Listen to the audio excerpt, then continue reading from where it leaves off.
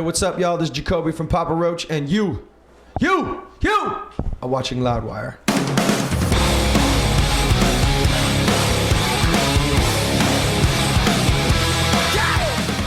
All good, banging.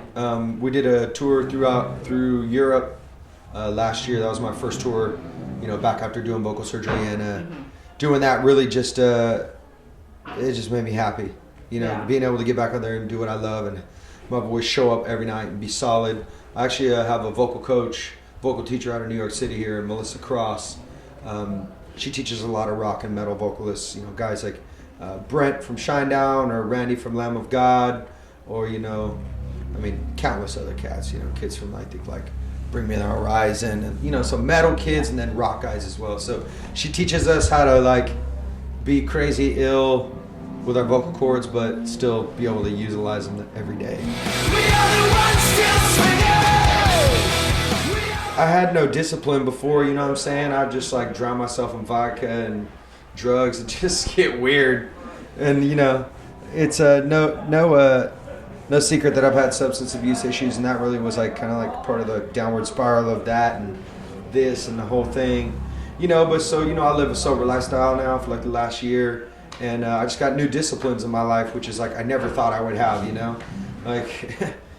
don't eat too late at night, warm up every day, take Prilosec for heartburn, all these little things that I do now that I'm I show up every day and my voice is banging. I'm I wish I would have done this years ago, but it takes what it takes. I'm never coming down. Oh, it's great. Otherwise, we're just getting to know those kids. I just met the guitar player yesterday for the first time. Kind of found out the drummer used to race BMX bikes against a good friend of mine from back home. So that's a small world. And then also the guys with Stone Sour, we've known them for years. So finally, we were able to get together with Stone Sour and do a proper tour. And, we were kind of chatting it up a couple days ago about this. And we were like, it's just cool to be able to come around years later and catch up with each other and be like, so what have you been up to, man? How old are your kids? Or what have your travels been like? And it's just good to see that they have gray heads on their shoulders and they're good people. I got nothing but love and respect for Corey. He's cool as fuck. I like that guy. And everybody else in their band's cool. My hands in everything,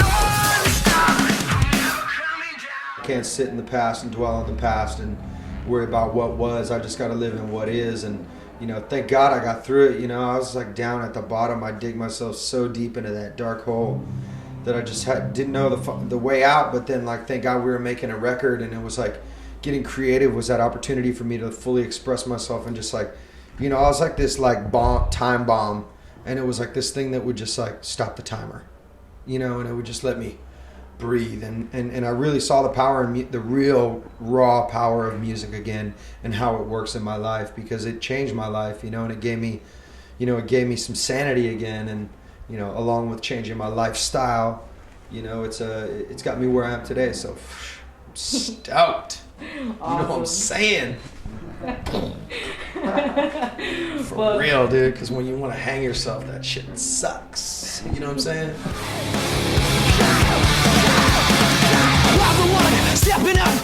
Honestly, I kind of tuned out to music when we were making the record. I really just was the band was creating this sound and this texture and these riffs and ideas and songs, and it was just it really set the stage for what am I going to do creatively.